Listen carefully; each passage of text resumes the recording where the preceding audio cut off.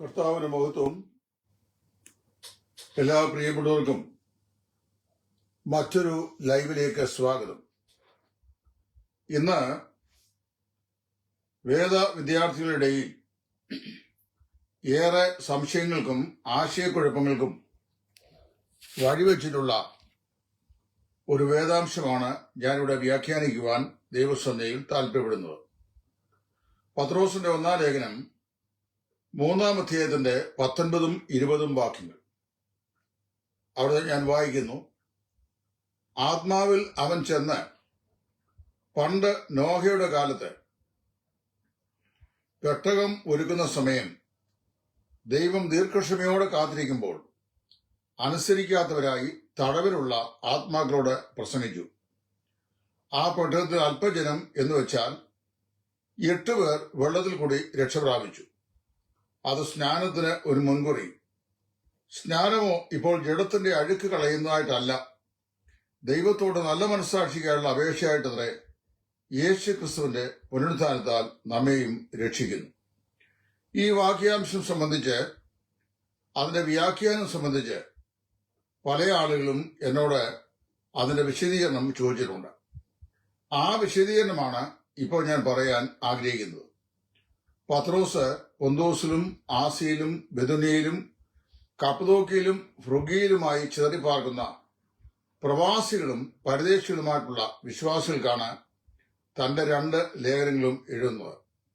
അങ്ങനെ എഴുതി വരുമ്പോൾ കർത്താവായ യേശു ക്രിസ്തുവിന്റെ കണ്ണ് നീതിമാന്മാരുടെ മേലും അവന്റെ ചെവി അവരുടെ പ്രാർത്ഥനയ്ക്കും തുറന്നിരിക്കുന്നു എന്ന് പ്രസ്താവിച്ചിട്ട് ദുഷ്പ്രവൃത്തിക്കാർക്ക് അവൻ പ്രതികൂലമായിരിക്കുന്നു എന്നുള്ള വിഷയമാണ് 12 മുതലുള്ള വാക്യങ്ങൾ അദ്ദേഹം പറഞ്ഞു വരുന്നത്.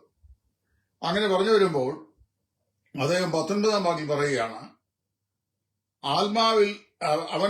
ആത്മാവിൽ അവൻ ചെന്ന് പണ്ട് നോഹയുടെ കാലത്ത് പെട്ടകം ഒരുങ്ങുന്ന സമയം ദൈവം ദീർഘക്ഷമയോടെ കാത്തിരിക്കുമ്പോൾ അനുസരിക്കാത്തവരായി തടവിലുള്ള ആത്മാക്കളോട് പ്രസംഗിച്ചു.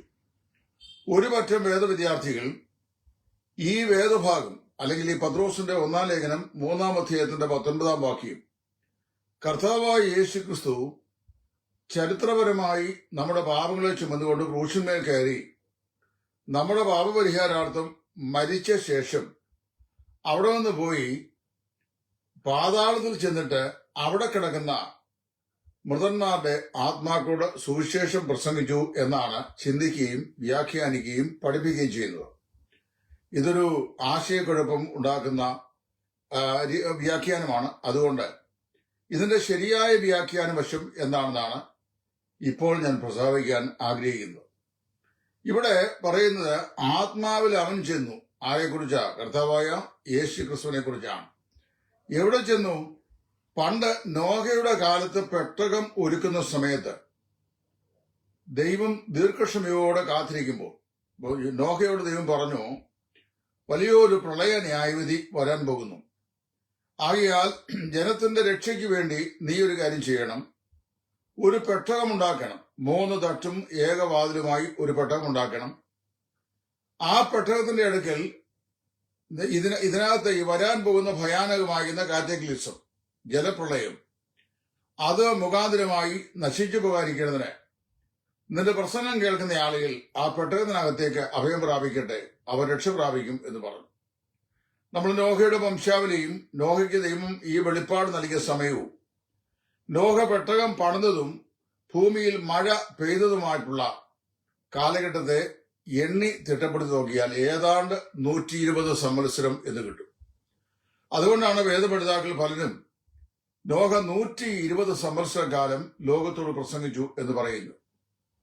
ആ 120 പറയുന്ന കാൽക്കുലേഷൻ വരുന്നത് ഇങ്ങനെയാണ്: മഹാപ്രളയത്തെക്കുറിച്ച് നോഹയ്ക്ക് ദൈവം വെളിപ്പാട് നൽകിയത് മുതൽ പെട്ടകം പണി ആരംഭിച്ച് പെട്ടകത്തിന്റെ പണി പൂർത്തീകരിച്ച് ഭൂമിയിൽ അന്ന് വരെ സംഭവിച്ചില്ലാത്ത മഴ ആകാശത്തിന്റെ കിളിവാൽ തുറന്ന് ഭൂമിയിലേക്ക് പെയ്ത് പ്രളയ ന്യായവിധി തുടങ്ങുന്നത് വരെയുള്ള കാലഘട്ടം 120 സംവത്സരമാണ്.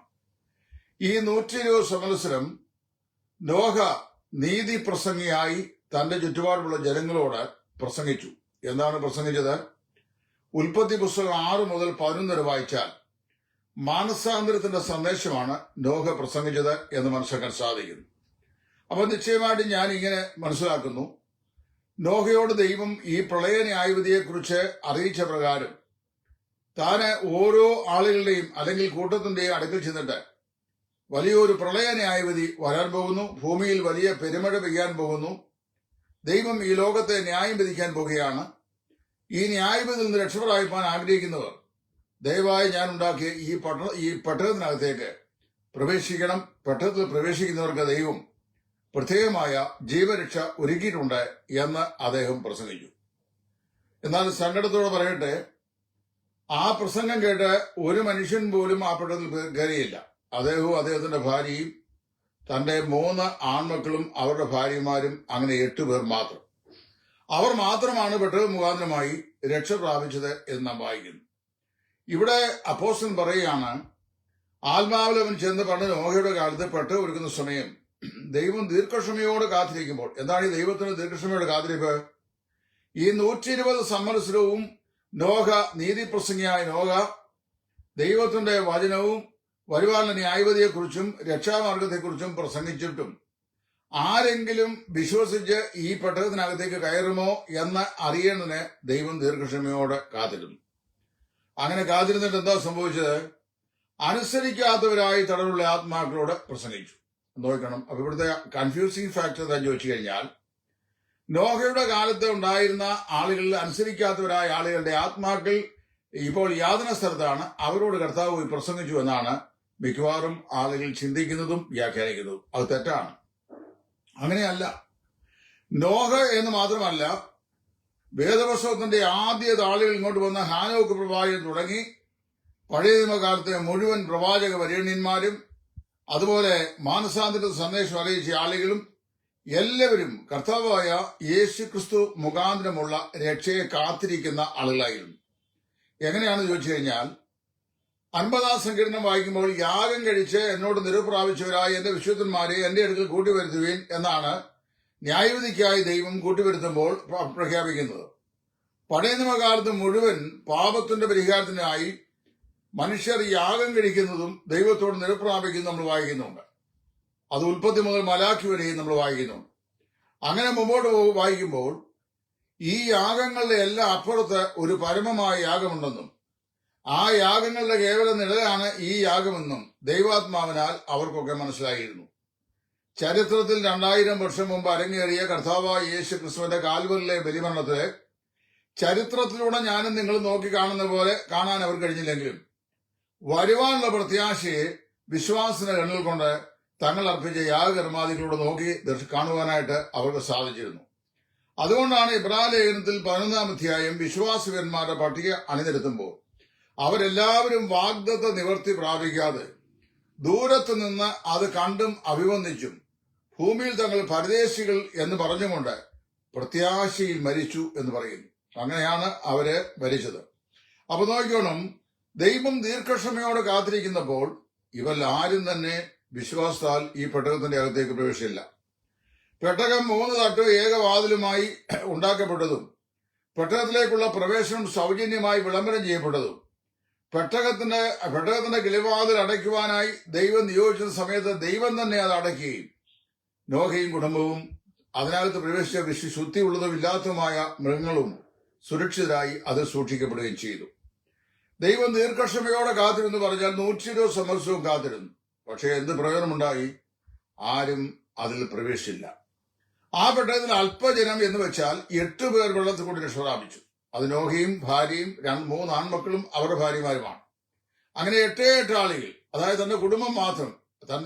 വിശ്വാസത്താൽ നോഹ തനിക്കും കുടുംബത്തിനും വേണ്ടി തന്റെ കുടുംബത്തിന്റെയും രക്ഷയ്ക്ക് വേണ്ടി പെട്ടകം പണിതു എന്നാണ് എബ്രായർ 11-ാം അധ്യായത്തിൽ ഈ നോഹയുടെ വിശ്വാസത്തെക്കുറിച്ച് പറയുമ്പോൾ പരിശുദ്ധാത്മാവ് രേഖപ്പെടുത്തിയിട്ടുള്ളത്.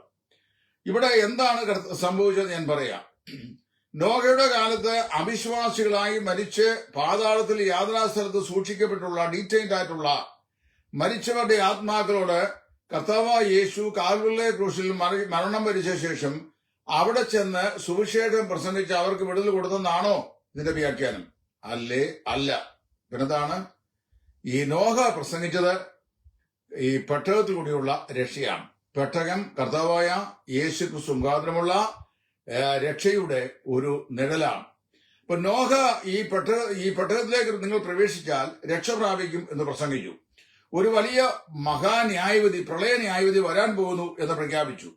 അന്നത്തെ ആളുകൾക്ക് അത് വിശ്വസിക്കാൻ കഴിയാതെ പോയതിന്റെ ഒരു കാരണം ഈ പ്രപഞ്ച സൃഷ്ടി മുതൽ, ലോക സൃഷ്ടി മുതൽ ഈ നോഹയുടെ പ്രളയം വരെ ഭൂമിയിൽ മഴ പെയ്തിരുന്നില്ല. ഭൂമിയിൽ നിന്ന് മഞ്ഞ് പൊങ്ങിയും ഉയർന്നും അത് പെയ്തും ഭൂമിയെ നനച്ചുകൊടുത്ത് വായിക്കുന്നു. ഏതാണ്ട് 2000 വർഷക്കാലത്തെ ചരിത്രമാണ് സൃഷ്ടി മുതൽ നോഹ വരെ. അന്ന് വരെയുള്ള ജനം മഴ കണ്ടിട്ടില്ല. മഴ കണ്ടില്ലാത്ത ജനം ഒരു വലിയ പെരുവെള്ളം ഉണ്ടായിട്ട് ദൈവം ഇതിനെ ന്യായം വിധിക്കുമെന്ന് പറഞ്ഞു കഴിഞ്ഞാൽ അത് വിശ്വസിക്കാൻ അവർ തയ്യാറായില്ല. അവർ അവിശ്വസിച്ച് കളഞ്ഞു. അതായത് രക്ഷയുടെ സന്ദേശത്തെ അവർ അവഗണിച്ചു കളഞ്ഞു. അങ്ങനെയുള്ള ഈ ആത്മാക്കളോട് കർത്താവായ യേശു കാൽവറിലെ ക്രൂശിൽ മരിച്ചിട്ട് അവിടെ പോയി അവർക്കൊരു 2ാം അവസരം നൽകാൻ വേണ്ടി പ്രസംഗിച്ചു എന്നാണോ ഇതിന്റെ അർത്ഥം? അങ്ങനെയല്ല. നോഹയിലൂടെ പ്രസംഗിച്ചത് ക്രിസ്തുവിന്റെ ആത്മാവായിരുന്നു എന്നാണ്. നോഹ ഒരു പ്രളയ ന്യായവിധി വരാൻ പോകുന്നു എന്ന് പറഞ്ഞപ്പോൾ നോഹയുടെ അതിരങ്ങളിൽ കൂടി ആ ജനത്തോട് സംസാരിച്ചത് ക്രിസ്തുവിന്റെ ആത്മാവായിരുന്നു. ഒരു പെട്ടകം ദൈവം ഉണ്ടാക്കിയിരിക്കുന്നു, അല്ലെങ്കിൽ ഉണ്ടാക്കാൻ കൽപ്പിച്ചിരിക്കുന്നു, അതിൽ കൂടി നിങ്ങൾ പ്രവേശിച്ചാൽ നിങ്ങൾക്ക് രക്ഷ ലഭിക്കും എന്ന് പറഞ്ഞപ്പോൾ നോഹയിൽ കൂടെ സംസാരിച്ചത് ക്രിസ്തുവിന്റെ ആത്മാവായിരുന്നു. പഴയ നിയമ കാലഘട്ടം മുഴുവൻ രക്ഷിക്കപ്പെട്ട ആളുകളുടെ എല്ലാവരുടെയും രക്ഷയ്ക്ക് നിദാനമായി അവരോട് രക്ഷയുടെ ദൂത് ദൈവം അറിയിച്ചത് ക്രിസ്തുവിന്റെ ആത്മാവ് മുഖാന്തരമായിരുന്നു. ആ സംഭവമാണ് ഇവിടെ പറയുന്നത്.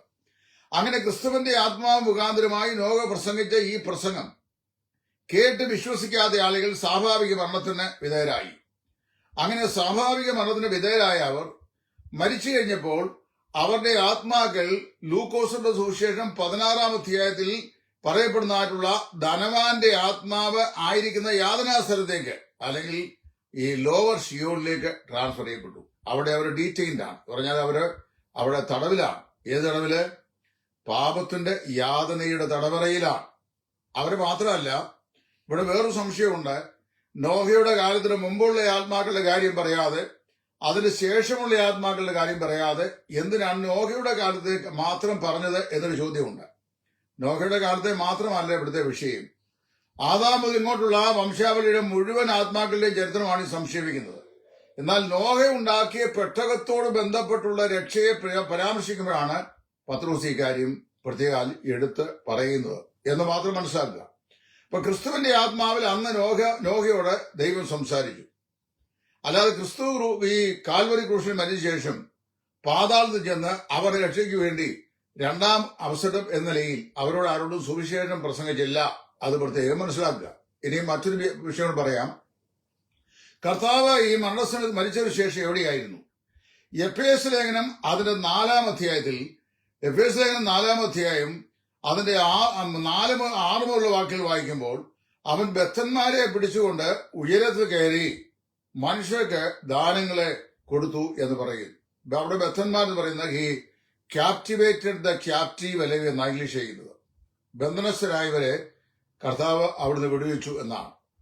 അപ്പൊ അവിടെ സംഭവിച്ചത് ഇങ്ങനെയാണ്. കർത്താവായ യേശു ക്രൂശിൽ മരിച്ചപ്പോൾ ആദാം മുതലുള്ള സകല മനുഷ്യവർഗത്തിന്റെയും പാപത്തിനു വേണ്ടി ദൈവം വെച്ചിരുന്ന പരമമായ യാഗം യേശു ക്രിസ്തുവിന്റെ ശരീരമരണത്തിൽ ക്രൂശിൽ നിവർത്തിക്കപ്പെട്ടു. അപ്പൊ അതുകൊണ്ടാണ് എബ്രായർ പറയുമ്പോൾ ഇനി പാപങ്ങൾക്ക് വേണ്ടി ഒരു യാഗവും ശേഷിക്കുന്നില്ല എന്ന് പറയുന്നു. അപ്പൊ യാഗങ്ങളുടെ യാഗമാണ് കർത്താവായ യേശുവിന്റെ യാഗം. സർവ്വയാഗത്തിന്റെയും പരിസമാപ്തിയാണ് കർത്താവായ യേശു ക്രിസ്തുവിന്റെ യാഗം. ക്രിസ്തു ക്രൂശിന്മേൽ യാഗമായി.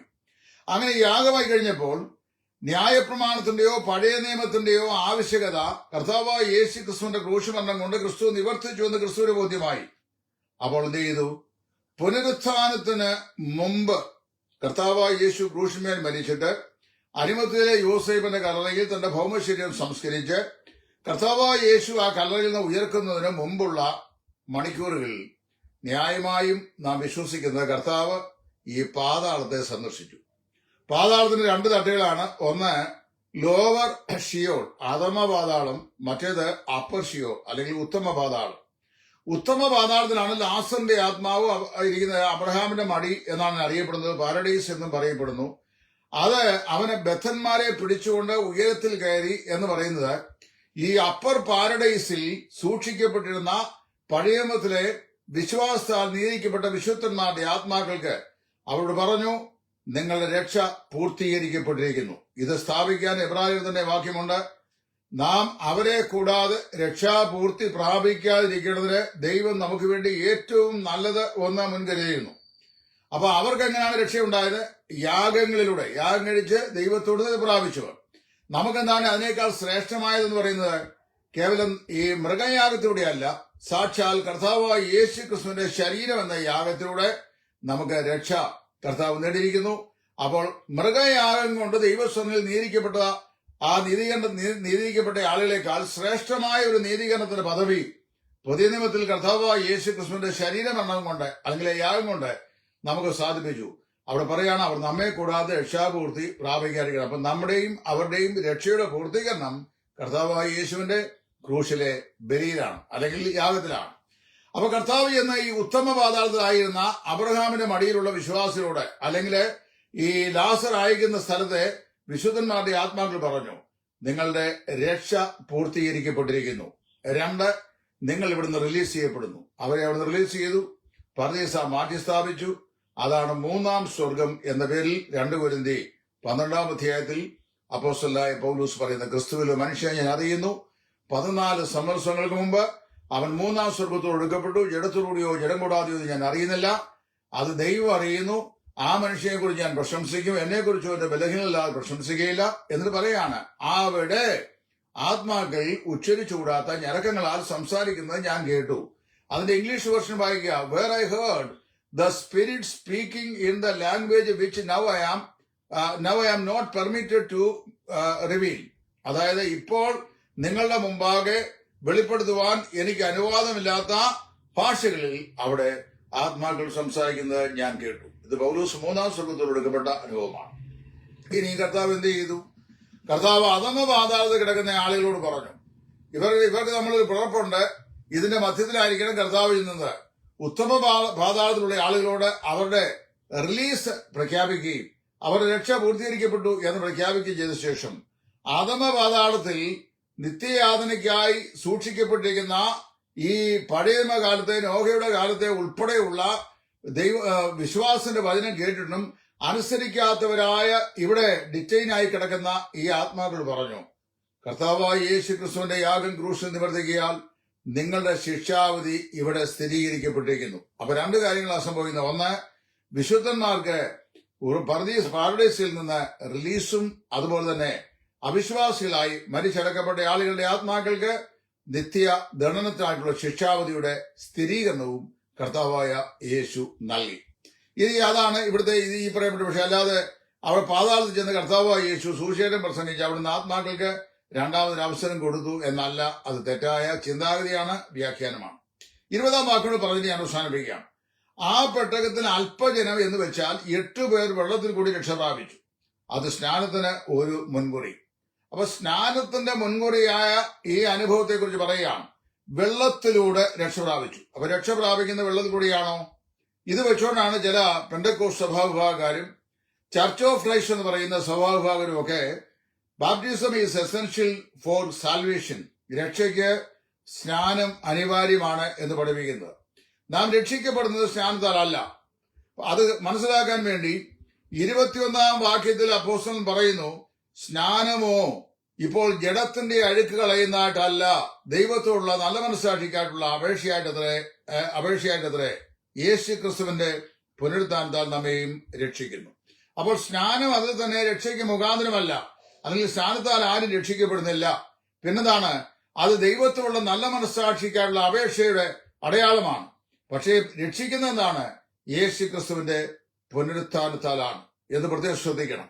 അപ്പോൾ ഇവിടെ ഈ സ്നാനം എന്ന് പറയുന്നത് കർത്താവായ യേശു ക്രിസ്തുവിന്റെ മരണം, അടക്കം, പുനരുത്ഥാനം, ഈ 3 യാഥാർത്ഥ്യങ്ങളോട് ഒരു പാപി കർത്താവായ യേശുവിനെ രക്ഷിതാവായി സ്വീകരിക്കുമ്പോൾ ഏകീഭവിക്കപ്പെടുന്നു, അല്ലെങ്കിൽ ഭവിക്കപ്പെട്ടിരിക്കുന്നു എന്നുള്ള പ്രഖ്യാപനമാണ് സ്നാനം.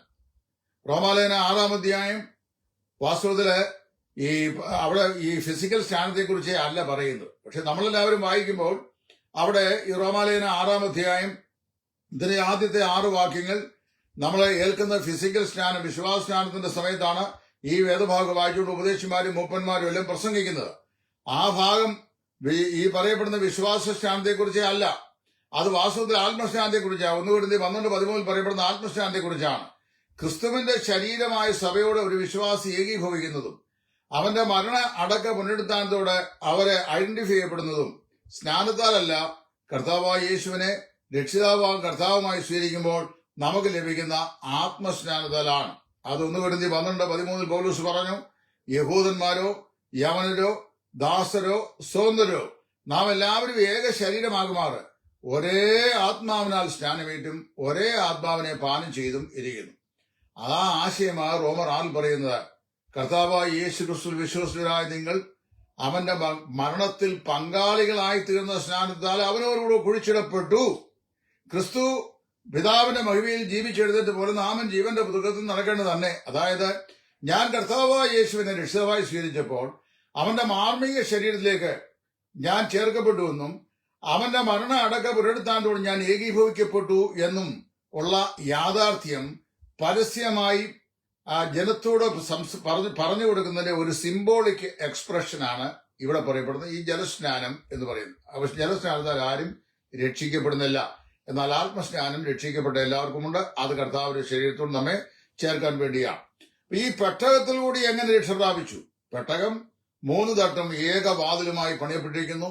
പിതാവ് പുത്രനും പരിശുദ്ധാത്മാവുമായ ത്രിയേക ദൈവത്തിൽ യേശു ക്രിസ്തു എന്ന ഏക രക്ഷിതാവിൽ കൂടി ദൈവം മനുഷ്യവർഗത്തിന് വേണ്ടി ഒരുക്കിയ രക്ഷയുടെ പ്രതീകമാണ്, സിമ്പലാണ് ഈ പെട്ടകം. പെട്ടകം വെള്ളത്തിന്റെ അകത്താണ് കിടന്നത്.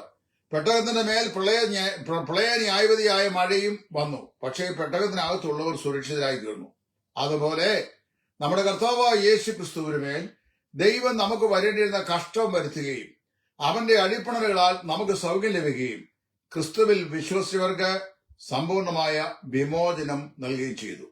ഈ യാഥാർത്ഥ്യം കൂടിയാണ് പത്രോസ് പറയുന്നത്. അല്ലാതെ നോഹയുടെ കാലത്ത് അവിശ്വാസികളായി നരകത്തിലേക്ക് അല്ലെങ്കിൽ യാതനാ സ്ഥലത്തേക്ക് പോയ ഈ ആത്മാക്കളുടെ ചെന്ന് രണ്ടാമത് സുവിശേഷം പ്രസംഗിച്ച് അവരെ കർത്താവ് നിത്യതയിലേക്ക് കൊണ്ടുപോയെന്നല്ല, അവിടെ ന്യായവിധിക്കായി സൂക്ഷിക്കപ്പെട്ട ആളുകളോട് നിങ്ങളുടെ ന്യായവിധി സ്ഥിരീകരിക്കപ്പെട്ടിരിക്കുന്നു, മുദ്രയിടപ്പെട്ടിരിക്കുന്നു, കാരണം ക്രിസ്തു ക്രൂശിന്മേൽ മരിച്ചിരിക്കുന്നു എന്ന് അവരോട് പറഞ്ഞു.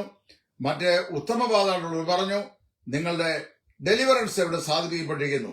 അങ്ങനെ കർത്താവ് അവരെ പിടിച്ചുകൊണ്ട് ഉയരത്തിൽ കയറി അവരുടെ വാസസ്ഥലം ഉന്നത പ്രതീക്ഷ അല്ലെങ്കിൽ 3ാം സ്വർഗമാക്കി മാറ്റി.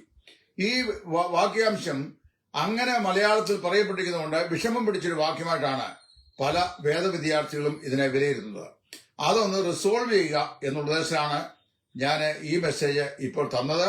ഇത് നിങ്ങൾക്ക് നിങ്ങളുടെ സംശയം മാറിക്കിട്ടുവാൻ ഒരു പരിധിവരെ സഹായകമായി തീരും എന്ന് കർത്താവ് ഞാൻ വിശ്വസിക്കുന്നു.